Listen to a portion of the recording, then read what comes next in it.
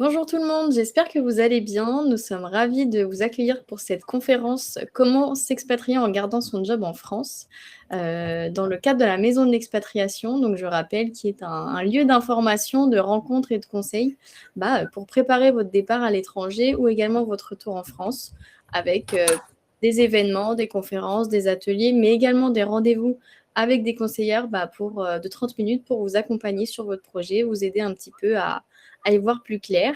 Et donc aujourd'hui, nous sommes ravis de faire cette conférence avec Myriam de Holy Working et Julie de la CFE. Donc n'hésitez pas à poser vos questions au fur et à mesure, on pourra y répondre. Et puis bonne conférence. Bonjour tout le monde. Merci beaucoup, merci à la Maison de l'Expatriation et au Petit Journal de nous accueillir pour vous informer sur ces sujets de l'expatriation. Donc, on va commencer par se présenter, si vous voulez bien. Julie, je te laisse la parole. Oui, merci Myriam. Bonjour à tous. Écoutez, je suis ravie de pouvoir participer aujourd'hui à cette conférence. Moi, je m'appelle Julie Michels, je travaille pour la CFE. Donc, la CFE, un petit rappel, c'est la Caisse des Français de l'étranger.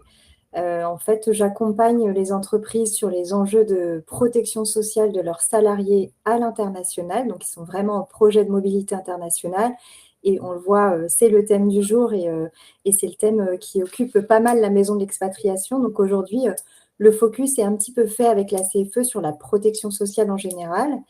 Et la CFE, en fait, c'est le relais de la sécurité sociale pour les Français expatriés, donc les Français qui partent à l'étranger. Voilà, donc je suis ravie de partager aujourd'hui le débat avec Myriam de chez Holy Working et je te laisse reprendre. Oui, donc je suis ravie moi aussi de pouvoir parler effectivement d'expatriation et de télétravail, parce que c'est notre cœur de métier. Donc je suis Myriam, je suis dirigeante d'Holy Working et particulièrement en charge de l'accompagnement de vos employeurs quand vous souhaitez garder votre job français et partir vous expatrier. Donc, je veux bien que vous mettiez en message dans le chat, si vous le voulez bien, les destinations que vous souhaitez rejoindre, que ce soit pour un projet personnel, parce que vous rêvez de découvrir une destination, ou parce que vous devez aller dans cette destination, hein. On a aussi ce cas-là. C'est-à-dire qu'on a des salariés, effectivement, qui font appel à nous parce qu'ils doivent rejoindre une destination, parce que leur conjoint est expatrié par leur société, ou qui doivent rejoindre une destination parce qu'ils y ont un parent malade, par exemple, qu'ils doivent accompagner.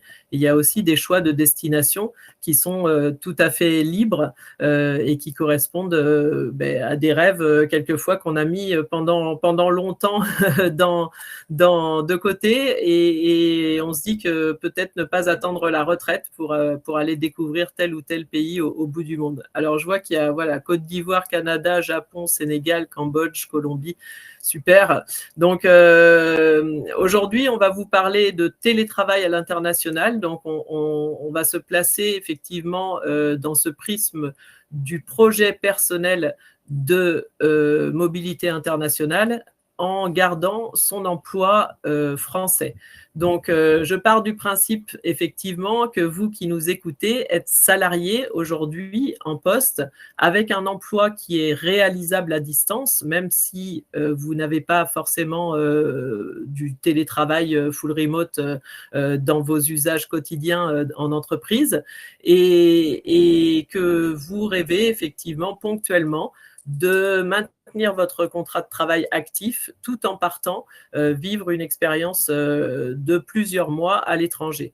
Donc, Holy Working est uniquement là pour ça, c'est-à-dire pour accompagner et le salarié et l'employeur sur des expériences de 3 à 12 mois. On verra qu'il y a d'autres durées possibles, en effet, mais des expériences longues et immersives au bout du monde, en poursuivant sa mission professionnelle et en maintenant le contrat de travail actif. Donc, le parti pris d'Hollyworking est effectivement des expériences longue durée. Hein. On n'est pas sur, on n'accompagne pas sur les congés payés. Donc, on est là effectivement pour permettre des expériences qui font grandir les salariés.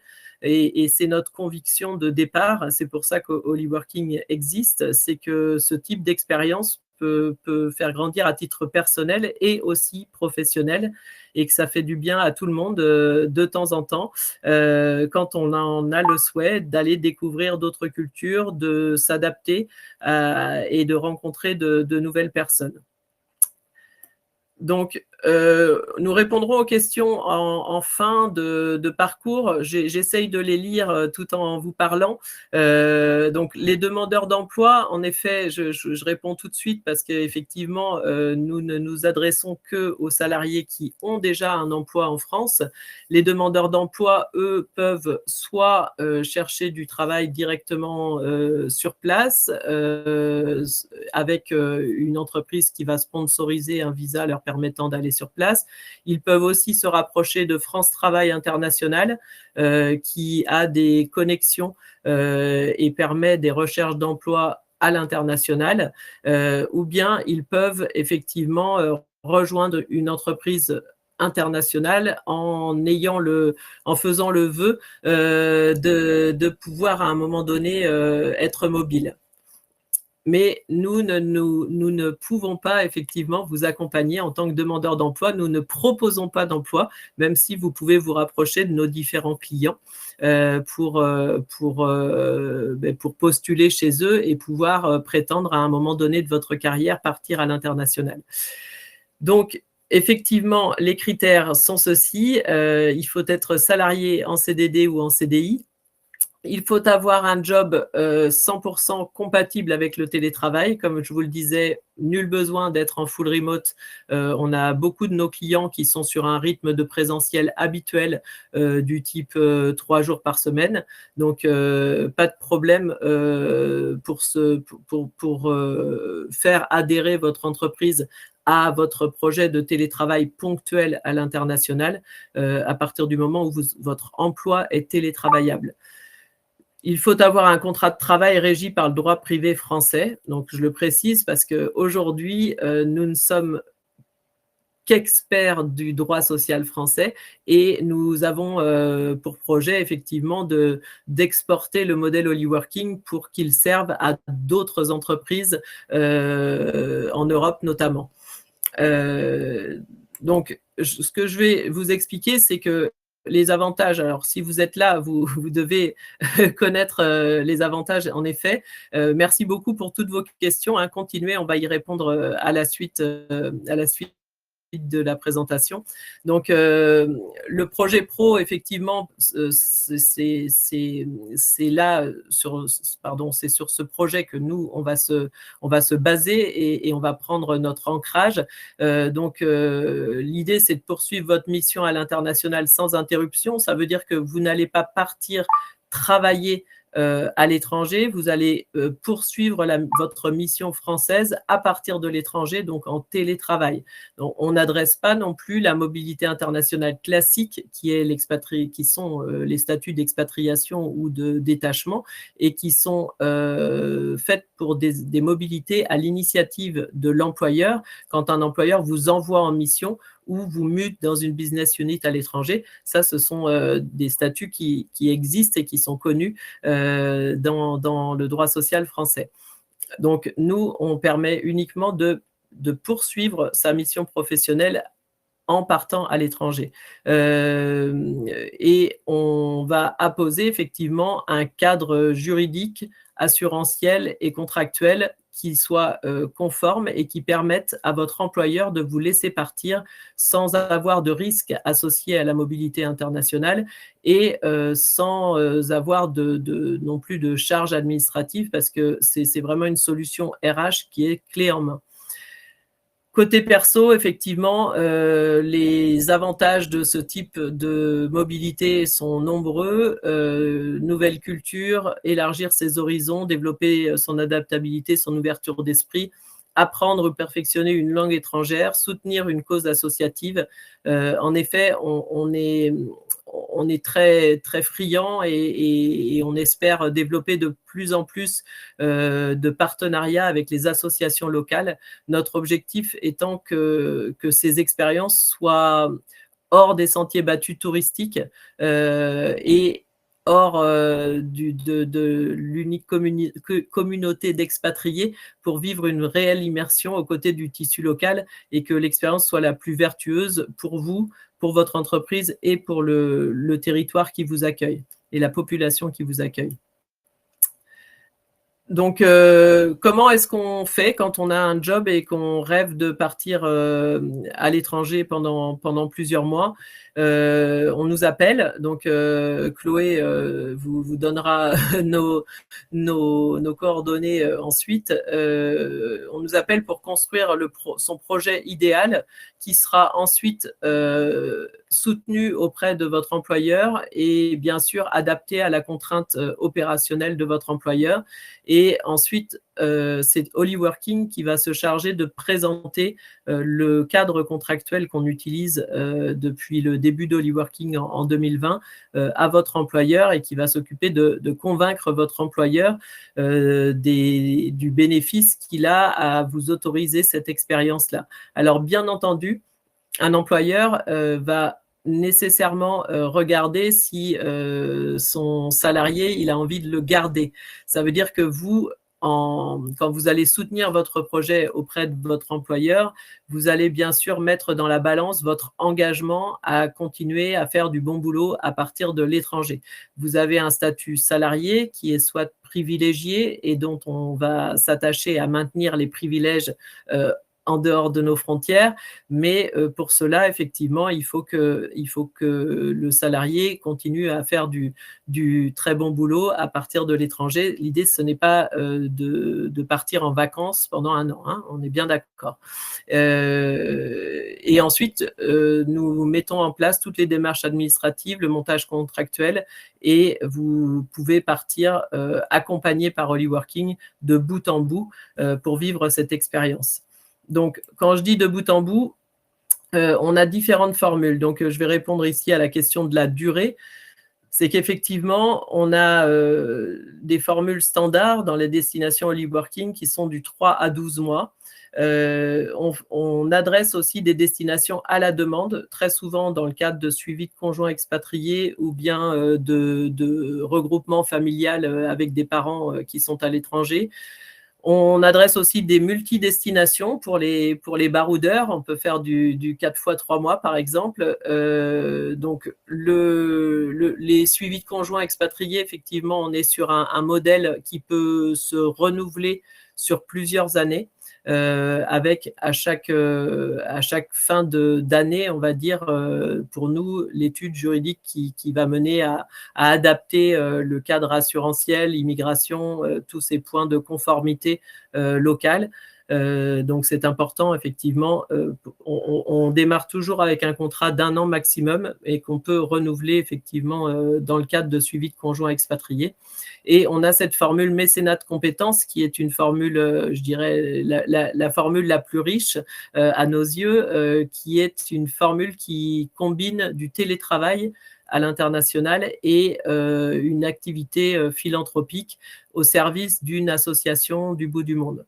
Donc, on a des salariés clients qui sont partis effectivement avec Hollyworking et leur employeur travailler dans des associations, notamment à Madagascar, dans une association qui s'appelle ABC Domino, ou au Sri Lanka, dans une association qui s'occupe d'un orphelinat.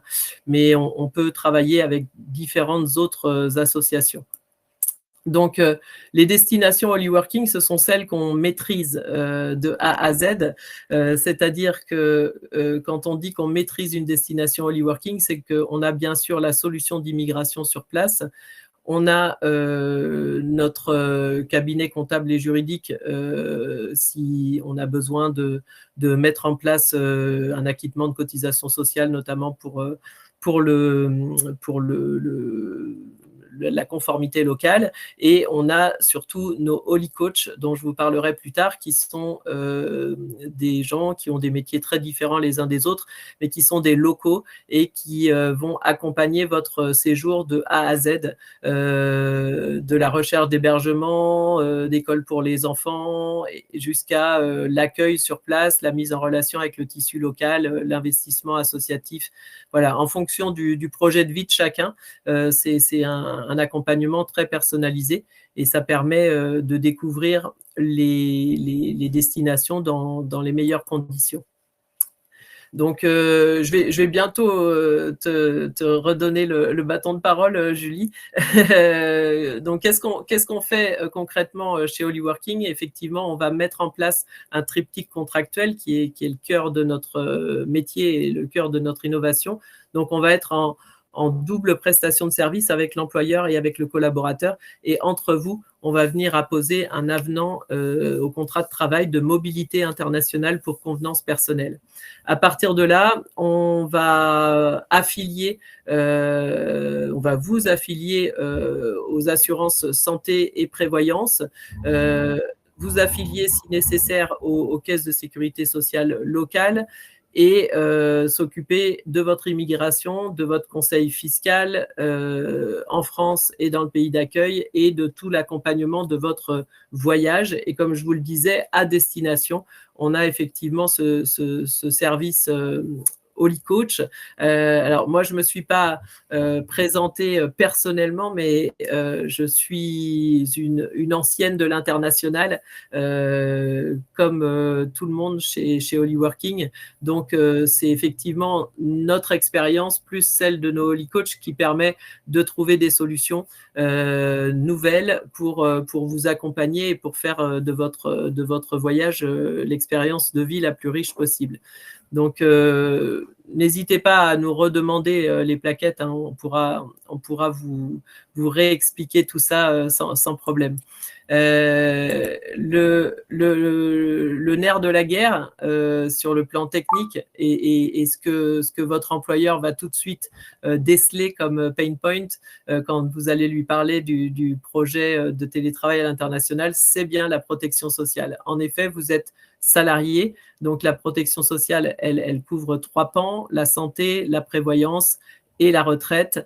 Et votre employeur est responsable de vous, alors sur votre sécurité bien sûr, mais sur votre protection, quand bien même le projet vienne de vous et quand bien même on ait signé un avenant de mobilité internationale, votre employeur reste responsable de votre protection sociale. Donc c'est ce que nous mettons en place pour lui, pour vous couvrir en effet, sachant que une idée reçue qui est fausse. Quand vous partez en congé à l'étranger, vous êtes effectivement couvert par votre couverture d'entreprise en santé, prévoyance et en retraite, mais quand vous êtes en situation de travail à l'étranger, cette couverture ne tient pas. C'est-à-dire, ce n'est pas parce que votre employeur va payer des cotisations sociales en France ou parce que vous avez une carte européenne d'assurance maladie pour ceux qui partent en Europe, ce n'est pas pour cela que votre couverture existe. Si vous êtes en situation de travail à l'étranger, en dehors des cadres, je dirais, bien sécurisés du détachement et de l'expatriation quand ce sont des projets à l'initiative de votre employeur, sinon vous n'êtes pas couvert et c'est pour ça en partie que le cadre Holyworking existe. Donc, Julie, effectivement, que fait la CFE sur la protection sociale des salariés qui sont en situation de travail à l'étranger? Merci pour le relais et pour la belle introduction. Effectivement, la CFE, on accompagne en fait ces projets-là. Tous les jours, on a des rendez-vous avec les entreprises, hein, concrètement, qui nous sollicitent pour leurs collaborateurs, soit qu'ils ont décidé d'envoyer à l'étranger, mais de plus en plus, et c'est pour ça que vous êtes nombreux aujourd'hui à vous connecter, ce sont les collaborateurs en fait qui souhaitent vivre ce rêve dont tu parlais au début, Myriam. Et ce rêve-là, il a aussi, voilà, il faut regarder aussi ce qu'il y a en dessous et s'intéresser aussi aux problématiques qu'il peut soulever. Et c'est notamment la problématique de la protection sociale. Quand on parle de protection sociale, en fait, on veut simplement parler de remboursement de frais de santé. Les questions que vont se poser en fait les salariés, les individus, voire les responsables mobilité ou les RH qu'on va avoir au téléphone, c'est comment va se faire rembourser mon salarié quand il sera en déplacement à l'étranger plus de 3 mois, quand il va justement signer son contrat bien spécifique pendant sa mission d'expatriation. Et également, comment sera potentiellement couverte sa famille, parce qu'on a souvent des projets en fait familiaux autour de ces déplacements.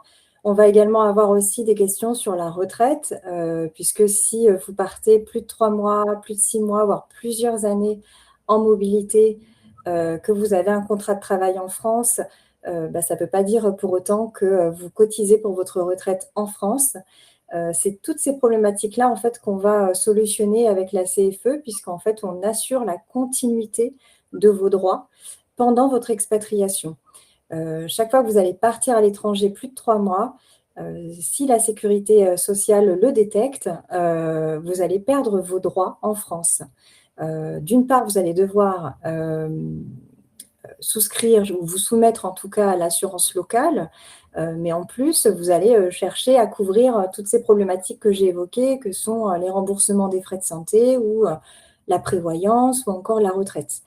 Et c'est pour ça que la CFE a été créée il y a maintenant près de 40 ans pour accompagner. Donc aujourd'hui, on accompagne un peu plus de 160 000 personnes partout dans le monde. On l'a vu et on l'a lu au tout début de ce webinaire. Les destinations sont multiples. Il faut savoir qu'à la CFE, on n'a aucune exclusion de destination. On vous couvre partout dans le monde, quelle que soit la situation géopolitique ou le climat. S'il y a des tensions, vous êtes couverts. Et on couvre notamment tous les antécédents médicaux. Ça aussi, c'est un élément important parce qu'en fait, on s'aperçoit que quand on a un projet qui est un beau projet, qui est de s'expatrier tout en gardant son job, justement, c'est vrai que ça donne envie. Hein. On a tous envie un petit peu de travailler à l'autre bout du monde.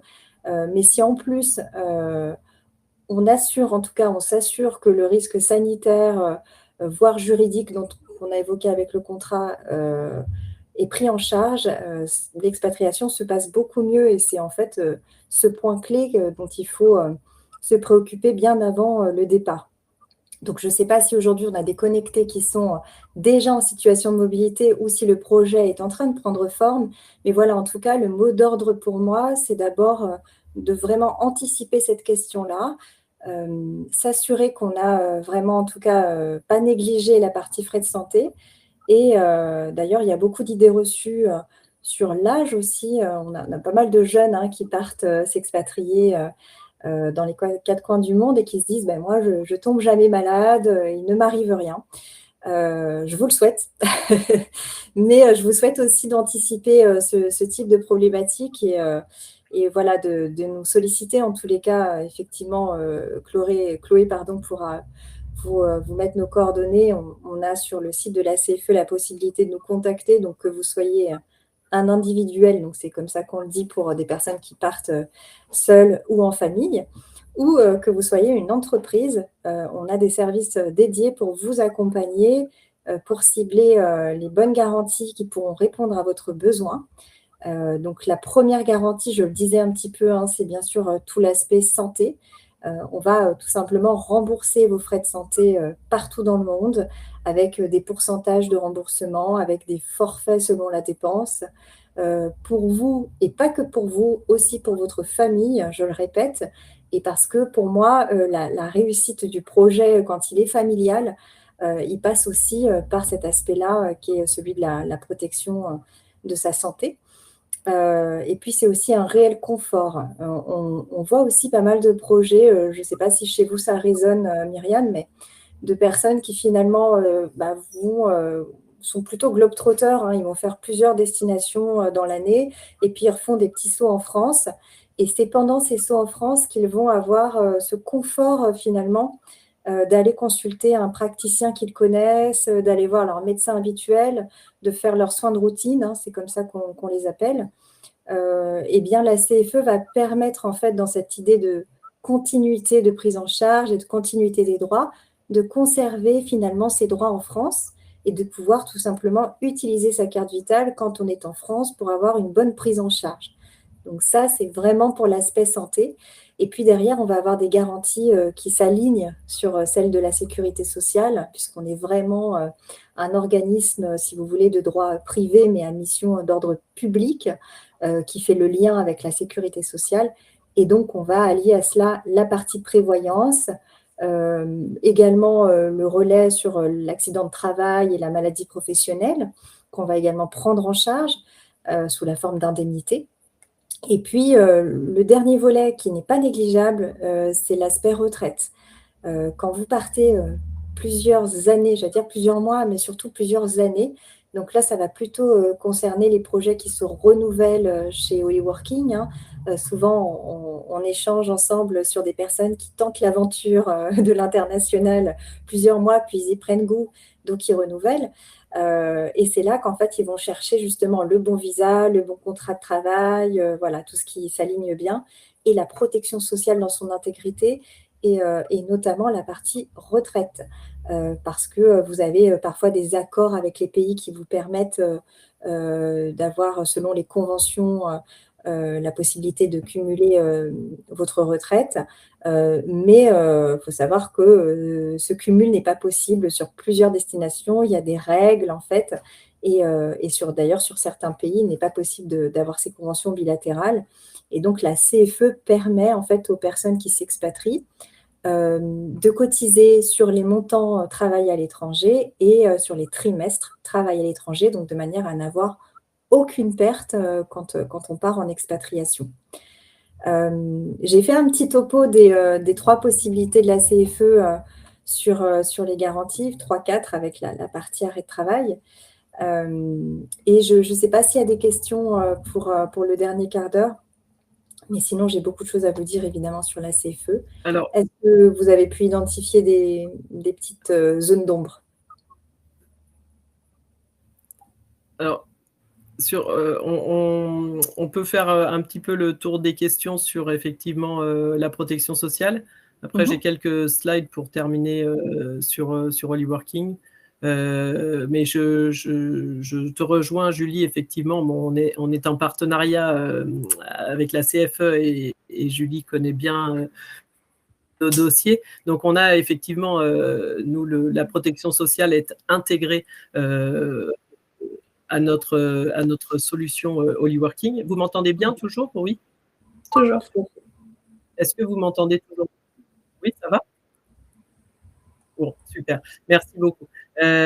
Donc, la protection sociale est intégrée à notre solution RH Hollyworking et on s'adapte effectivement aux différents formats de projets. Et comme tu le disais, Julie, dans le cadre notamment des suivis d'expatriés ou des transitions un peu longues vers une expatriation pérenne, on va avoir des publics, des salariés qui vont rentrer régulièrement en France pour ces soins de routine. Donc, il faudra couvrir effectivement avec une base CFE pour assurer cette continuité. Et on va aussi avoir effectivement des renouvellements sur une deuxième année, après accord de l'entreprise, bien sûr. En général, c'est l'employeur qui nous demande le renouvellement sur une deuxième année. Et ces sujets retraite qui viennent effectivement parce qu'on ne peut pas accompagner des gens sur plusieurs années sans assurer la comptabilisation des trimestres retraite, ou bien sinon il y aura des très mauvaises surprises dans quelques années. Et je suis d'accord, c'est un sujet qui touche aussi, enfin qui doit être le sujet des jeunes aussi, pour ne pas avoir ces mauvaises surprises après quelques années d'expatriation. En question, il y avait effectivement quid des indépendants. Donc nous, Hollyworking, nous ne nous occupons que des salariés, puisqu'il y a en face d'un contrat salarié des obligations employeurs, et c'est ce que nous traitons. En revanche, en tant que freelance, vous pouvez effectivement vous adresser directement à la CFE pour cotiser à titre individuel comme expatrié et profiter effectivement de la couverture santé, retraite et une part de la prévoyance. Je termine rapidement, comme ça, après on laisse, on répond aux questions. Julie, ça te va? Vas-y, je t'en prie. Donc, nos Holy Coach, je vous en parlais à travers le monde, qui font un super boulot d'accompagnement et vraiment les retours d'expérience sont très, très, très, très satisfaisants, et de la part des employeurs et de la part des salariés. Donc, c'est Holy Coach qui ont à cœur de partager avec vous l'amour qu'ils ont de leur pays et de vous faire rencontrer des locaux.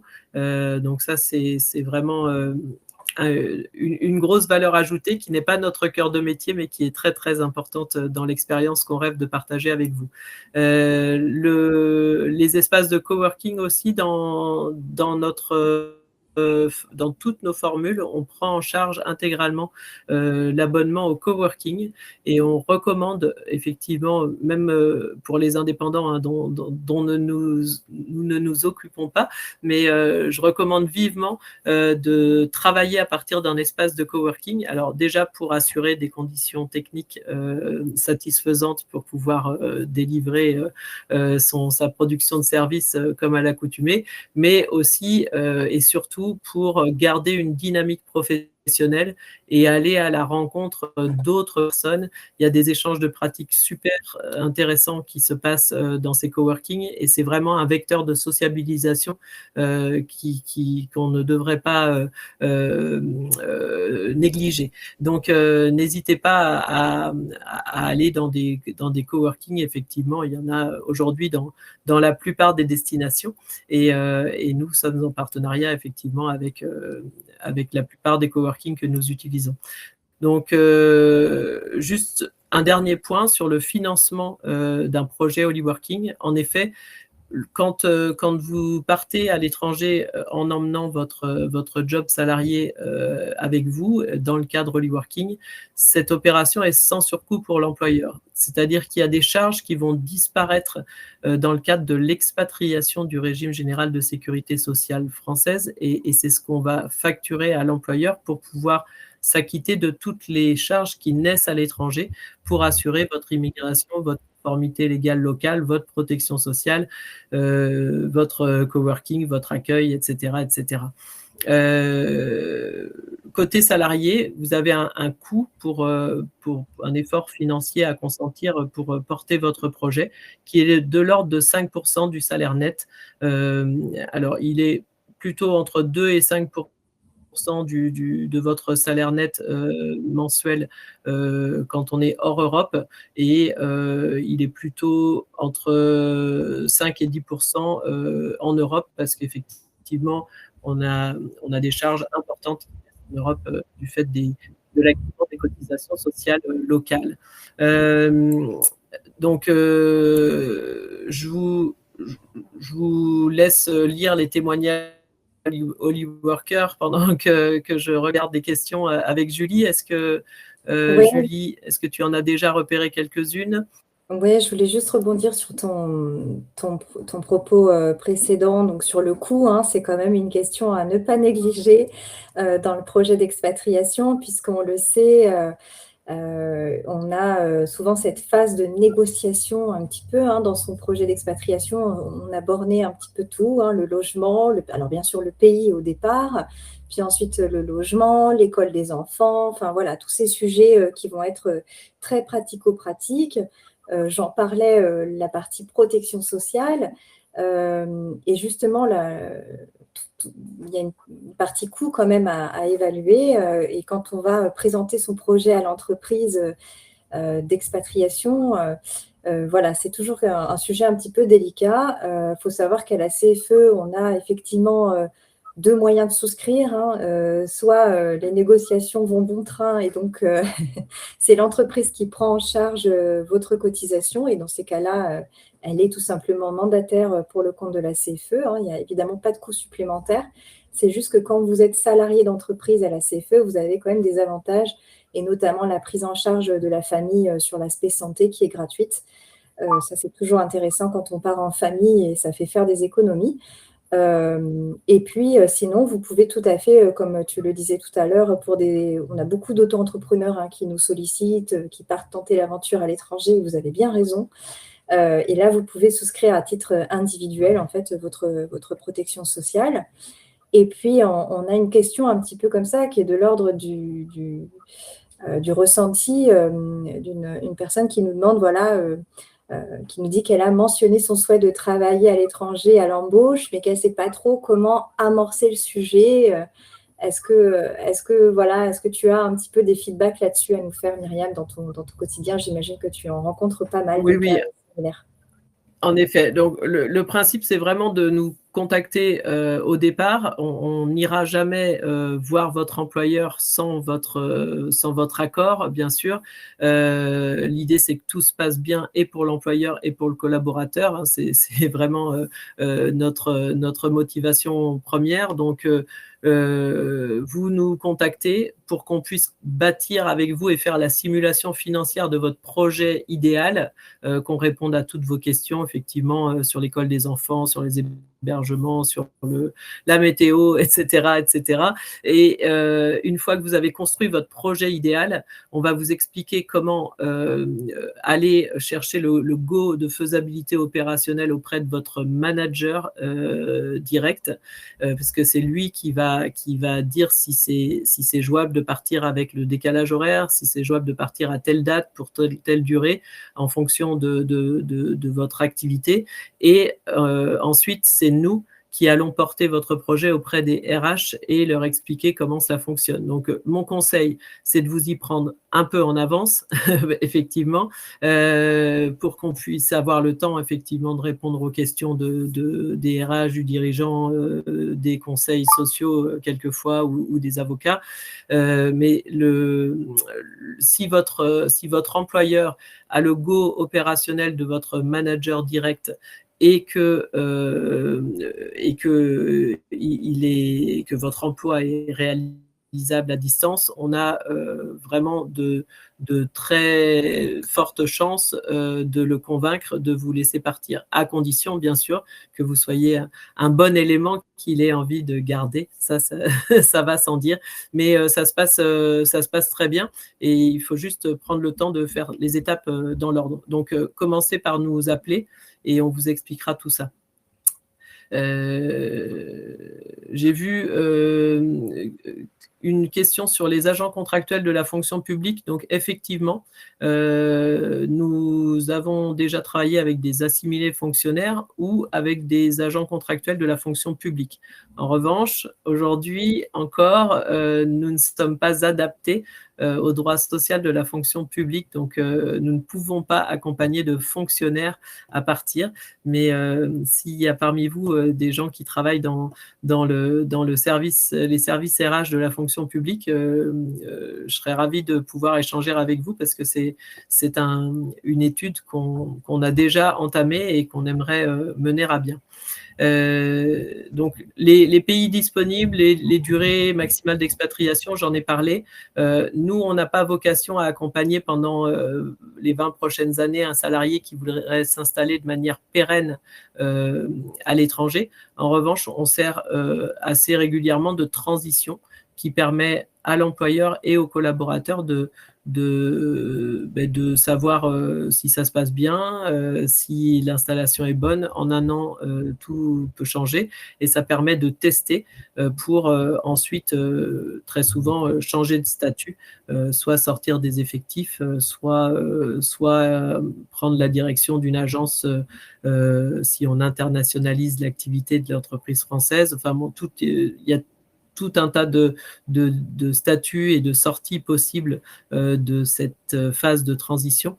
Mais l'important, c'est de laisser le temps à tout le monde de prendre les bonnes décisions. Et peut-être une petite précision, est-ce que c'est renouvelable? Est-ce que peut-être si on atteint la durée maximale, qu'on reste un petit peu en France et qu'on souhaite repartir, est-ce que c'est possible ou pas? Oui, c'est renouvelable, bien sûr, toujours avec l'accord de l'employeur, mais c'est renouvelable. Habituellement, l'important, c'est vraiment que sur un projet, que l'employeur soit au courant de de l'entièreté du projet. Si on a dans l'idée d'y rester, c'est mieux de le dire à son employeur, parce que c'est quand même une chance qui est offerte par l'employeur de pouvoir vivre cette expatriation en télétravail. Et donc, la condition sine qua non, c'est la transparence, effectivement, sur le projet pour qu'ensemble, on trouve les bonnes solutions et pas partir en catimini en se disant je vais rester pour toujours sur place. Bon, ce qui n'arrive jamais, effectivement, parce que les solutions d'immigration, notamment, etc., ne sont pas faites pour. Et donc, on a aussi effectivement des salariés qui partent 3 mois et qui repartent 2 ans plus tard. Donc, tout ça, c'est une entente, une entente entre l'employeur, le salarié, et nous, on vient apposer le cadre contractuel. Il y a une question sur les visas. Effectivement, donc nous apportons la solution d'immigration dans toutes nos destinations.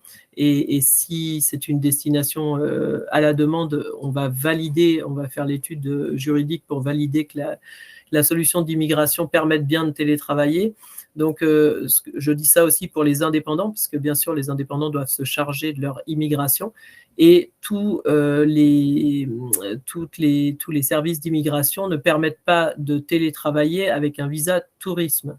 C'est-à-dire que si dans certains pays où le statut de touriste ou de visiteur n'est pas adapté à... Vous m'entendez? Oui. Excusez-moi, j'ai l'impression que j'ai des pertes de connexion. Bon, donc méfiance sur le visa tourisme pour valider avec les services d'immigration que vous avez bien le droit de télétravailler avec des ressources donc françaises avec vos revenus habituels en France.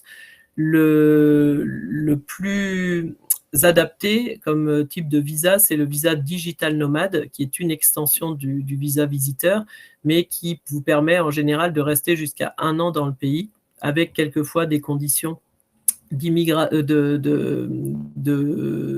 revenus minimum et de capital sur les comptes bancaires. Donc, à étudier pays par pays, mais mon conseil, c'est de vous mettre dans les bonnes conditions, effectivement, d'immigration pour être en toute légalité en train de télétravailler.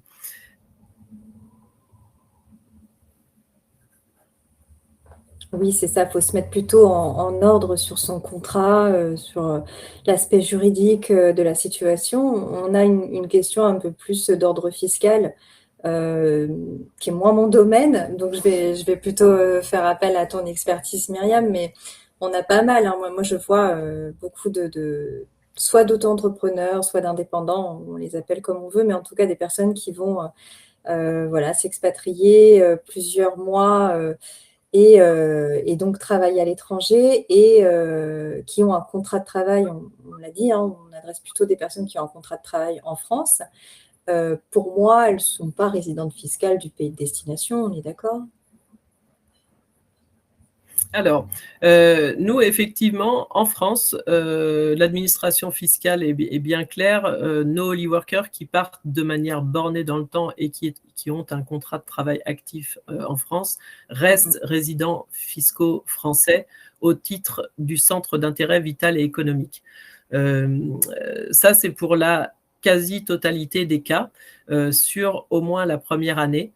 En revanche, il peut y avoir des cas de sortie de la résidence fiscale française, et ça, c'est à voir avec le Centre des Français non résidents de l'administration fiscale française. Ils répondent, ils sont vraiment réactifs et ils peuvent répondre à vos questions sur le sujet. Les sorties de résidence qu'on a constatées, nous, c'était des télétravailleurs, donc des salariés qui accompagnaient et étaient mariés à des expatriés ou des contrats locaux dans le pays de destination et qui partaient de manière indéterminée dans le temps. Et donc ces expatriés engendraient un basculement de résidence fiscale du foyer. Et donc, ils étaient rattachés au Centre des Français non résidents. Ensuite, il y a la résidence fiscale aux yeux du pays qui accueille. En fonction du statut d'immigration et de la législation sociale locale, on va avoir ou non une résidence fiscale locale à destination. Donc nous, c'est le cas quasiment dans tous les pays d'Europe.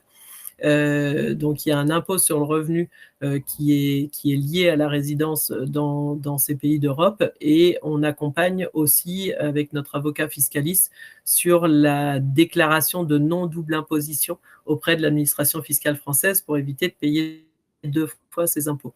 Mais une idée reçue, voilà, c'est anecdotique, mais c'est important de le savoir. On pense toujours qu'on paye beaucoup plus d'impôts que tout le monde en France. Eh bien non, dans toutes nos destinations Holyworking, l'impôt prélevé à la source est supérieur à celui qu'on paye en France. Donc voilà, c'est juste pour faire plaisir à tout le monde et se rendre compte qu'on ne paye pas tant d'impôts que ça en France. Nous ne faisons pas Oman, mais nous pouvons effectivement étudier sur mesure cette destination. En Chine, on a des difficultés au niveau de l'immigration. On est en train de travailler sur le sujet, effectivement. C'est-à-dire que l'immigration chinoise, comme celle des États-Unis, n'autorise le télétravail que sous couvert d'un permis de travail, donc avec un visa spécifique de travail. Donc c'est beaucoup plus complexe que dans certains pays où on est autorisé par les visas digital nomades notamment. Donc n'hésitez pas à nous appeler de toute manière pour qu'on étudie sur mesure votre projet et qu'on vous dise si c'est faisable ou non, et si c'est pas faisable dans le cadre Holyworking, on vous orientera vers des personnes qui peut-être peuvent vous aider à mettre ça en place. Mais on a pour habitude en tous les cas de se pencher très sérieusement sur chaque projet pour trouver des solutions avec vous. Pourquoi faut-il adhérer à la prévoyance dans le pays de destination si le contrat de travail reste français? Alors, comme je vous le disais au début, le contrat de travail reste français, effectivement, mais la couverture sociale qui est cofinancée par l'employeur et le salarié sur le bulletin de salaire français ne couvre pas en situation de travail à l'étranger. C'est pour ça que le cadre Holyworking passe par une expatriation du régime général de sécurité sociale française, et donc doit couvrir en prévoyance notamment le collaborateur en cas d'invalidité, d'incapacité de travail longue durée ou de décès. Donc la prévoyance est obligatoire, effectivement, est une obligation de l'employeur, la couverture prévoyance, mais celle qui est en France, dans le cadre du contrat de travail français, ne couvre pas en situation de travail à l'étranger. Et c'est dans ce cadre-là effectivement, la conformité juridique est différente. Pardon, j'étais dans la continuité de ton propos sur la prévoyance et du coup, c'est dans ce cadre-là que nous, justement, on accompagne à la CFE pour cette partie-là. Donc, pour rappel, voilà, quand on sort du territoire et qu'on va travailler à l'étranger, quel que soit finalement le motif, ce qui va être déterminant, c'est la durée finalement du travail à l'étranger. Et quand on dépasse les 3 mois, on est en situation, et si on a un statut en tout cas d'expatrié, comme tu le disais Myriam, on va être coupé totalement du régime obligatoire français sécurité sociale. Et on le sait que ce régime, il est particulièrement efficace en France. Donc, quand on le perd pendant son expatriation, c'est là qu'on peut, on peut être un petit peu mis à mal sur des sujets de prévoyance, mais comme sur des sujets de santé que j'évoquais un petit peu plus tôt, ou de retraite. Voilà, donc pour rappel, la CFE, c'est vraiment le but, c'est de vous accompagner pour toute cette partie-là, au-delà des 3 mois d'expatriation, j'allais dire. Donc, et pour toute la vie, si vous restez plusieurs années, même si le projet de Holyworking, ce sera plutôt sur plusieurs mois, jusqu'à 2-3 ans, j'imagine. Et donc, si on dépasse 3 mois consécutifs, que se passe-t-il si on fait des allers-retours? Il y a pas mal de cas comme ça. Vas-y, je t'en prie. Donc, n'hésitez pas à nous appeler, effectivement, pour en savoir plus. Donc, je le rappelle, Nous nous occupons de vous accompagner, vous et votre employeur, dans le cadre d'un contrat de travail actif en France, si vous souhaitez vivre plusieurs mois à l'étranger et continuer votre job pour votre employeur français. Et nous sommes en partenariat, nous travaillons effectivement avec la CFE pour la protection sociale. Et pour tous les autres cas, c'est-à-dire les indépendants, la fonction publique, les mobilités internationales dites classiques, c'est-à-dire un envoi en mission de votre employeur ou une expatriation, une mutation dans une business unit à l'étranger, n'hésitez pas à contacter directement la CFE. On saura vous le redire hein, si vous ratez un aiguillage au départ, on renverra vers l'autre partie sans problème. Donc, n'hésite à nous appeler, y compris, effectivement, j'ai vu quid des partenariats avec d'autres entreprises. Nous sommes experts des différentes dimensions juridiques liées au télétravail à l'international. Et bien sûr, nous adorons construire avec tous les acteurs de ce domaine, sachant que nous sommes effectivement les seuls à maîtriser de bout en bout ce sujet du télétravail à l'international et que nous sommes de plus en plus prescrits par les avocats mobilité internationale ou droit social et les cabinets comptables et juridiques. Donc, n'hésitez pas à faire appel à nous, que ce soit pour un partenariat, pour savoir si un projet entre dans le cadre ou non, ou pour toute question relative à ce type de projet. Merci. Est-ce que peut-être, Julie, toi, tu as un dernier mot à évoquer? Oui, oui, bien sûr. Je voulais déjà remercier la Maison de l'Expatriation parce que je trouve que c'est toujours intéressant en fait de pouvoir réunir des acteurs en fait de la mobilité internationale. Le sujet d'aujourd'hui fait partie des nombreux sujets que vous avez animés, mais voilà, il y a eu beaucoup de problématiques qui ont été abordées, qui seront encore abordées, et je fais votre promotion. mais parce que je trouve ça vraiment hyper efficace pour les personnes qui s'expatrient et de pouvoir anticiper ce type de sujet-là. La protection sociale en fait partie, mais évidemment, il y a beaucoup d'autres problématiques qui font que finalement, son projet va être en échec ou au contraire, je vous le souhaite, réussi. Et c'est ça que je trouve hyper riche. On a vraiment un accompagnement qui est sur mesure. Moi, je m'occupe particulièrement, c'est vrai, des entreprises. Donc, vous allez avoir mon contact dans le chat. Donc, si vous êtes RH en mobilité, enfin, en ressources humaines, ou j'allais dire responsable de mobilité internationale, je serai votre interlocutrice. Et évidemment, pour toutes ces nouvelles questions, et comme celle d'aujourd'hui que je trouve passionnante, parce qu'en fait, on vous sent un petit peu démunis, parce qu'il y a beaucoup de changements et beaucoup d'évolutions autour du contrat de travail, de l'aspect juridique, des pays aussi, des évolutions du climat. Et je ne parle pas de la météo, même si elle est d'actualité en France, mais des tensions géopolitiques, etc., qui font que les mobilités changent. On s'entoure aussi d'acteurs qui sont hyper au point, comme Hollyworking et beaucoup d'autres voilà, qui sont dans la tendance et qui peuvent vraiment apporter une expertise et de la proximité et le contact, surtout, j'allais dire. Donc voilà, merci beaucoup pour cet échange et au plaisir de vous accompagner, que vous soyez des entreprises. Et si vous êtes un individu, un entrepreneur ou des familles, n'hésitez pas aussi à passer par le formulaire de contact sur la CFE. On se fera un plaisir de vous rappeler.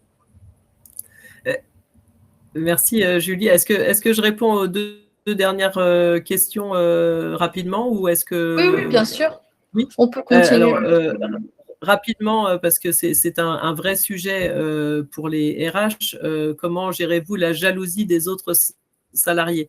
Le principe, c'est que en général, les RH vont vous accompagner sur un projet pilote et ce qui va être la base d'une réflexion RH pour mettre en place ce type de projet pour l'ensemble des salariés, sachant que vous n'êtes pas si nombreux parmi les salariés à vouloir vivre plusieurs mois à l'étranger. Vous êtes nombreux à vouloir partir en vacances, ça, il n'y a pas de sujet, mais vous n'êtes pas si nombreux à vouloir réellement avoir une expérience de vie à l'étranger. Donc, la plupart du temps, les RH prennent les rênes effectivement de cette proposition, parce que c'est aussi très attractif sur le marché de l'emploi d'offrir ça à ses collaborateurs, et ça se fait vraiment sans écueil, parce qu'il n'y a pas de... Il y a pas d'évasion massive des talents, tout le monde qui se met à partir dans tous les sens. Et de toute manière, les conditions d'accès à ce type d'expérience sont toujours à la main de l'employeur, sur la durée d'ancienneté dans le poste, sur les décalages horaires autorisés, la durée de séjour autorisée, etc. Quelquefois, certains employeurs ne vont pas se servir de cet argument de fidélisation et d'attractivité. C'est le cas notamment, on a fait partir des salariés d'une fromagerie. Donc, bien entendu, quand la plupart de la population active de la société est en production, et donc en présentiel obligatoire, l'employeur ne va pas diffuser cette offre qui ne serait pas du tout pertinente dans un secteur d'activité industrielle. Donc, c'est effectivement l'employeur qui juge si c'est intéressant de construire une offre collaborateur ou non. Mais en tous les cas, nous, on va communiquer avec l'employeur sur le pourquoi du comment cette expérience a été autorisée à vous qui allez partir, pour qu'il n'y ait pas de problème effectivement de jalousie. Et peut-on démissionner à l'étranger si notre employeur veut que l'on rentre absolument en France? Donc moi, je conseille vivement, et c'est ce qu'on fait dans la totalité des projets que nous accompagnons. Si vous souhaitez rester à l'étranger pour toujours, c'est une information qu'il faut donner dès le départ à votre employeur, pour que votre employeur puisse construire avec vous des solutions qui correspondent, qui soient viables pour tout le monde. Donc, l'idée, ce n'est pas de partir pour un an avec un retour prévu, parce que c'est toujours le cas dans nos contrats, et ensuite d'essayer d'esquiver, parce qu'effectivement, c'est une fin de contrat et une démission obligatoire si vous ne souhaitez pas rentrer en France, alors que vous aviez dit à votre employeur que vous rentriez après. Donc, le mieux, dans tous les cas, c'est de préparer le projet en étant transparent sur l'entièreté du projet avec votre employeur. Votre employeur sait qu'une fin de contrat, ça existe, que ce n'est pas un gros mot. C'est la vie de tous les RH de gérer des fins de contrat. Mais l'important, c'est de pouvoir l'anticiper au maximum et de pouvoir trouver des solutions, effectivement, de remplacement ou de nouveaux statuts pour accommoder le projet de mobilité internationale pérenne. Mais l'important, c'est effectivement de mettre toutes les cartes sur la table pour que votre employeur et vous puissiez construire un projet viable pour tout le monde. Donc ça, c'est vraiment... je dirais que c'est le basique, mais on ne peut pas rester à l'étranger à la fin d'un contrat Holly Working, ça c'est certain. On doit rentrer en France, sauf si on a établi avec l'employeur avant qu'une autre suite était donnée. Voilà, mais écoutez, merci beaucoup. Le moment que vous vivez de rêve et de projection, c'est une des meilleures parties de la construction de votre projet. Donc, n'hésitez pas à lire, à échanger, à nous appeler, bien sûr, pour qu'on vous en dise plus sur certaines destinations, et surtout qu'on trouve avec vous des solutions juridiques viables pour que votre employeur puisse se porter support de votre projet. Merci, Julie, et merci beaucoup encore pour l'invitation, Chloé. Merci beaucoup à toutes les deux. J'espère que vos projets aboutiront. Et puis, bonne soirée ou bonne journée en fonction d'où vous êtes. Et à bientôt.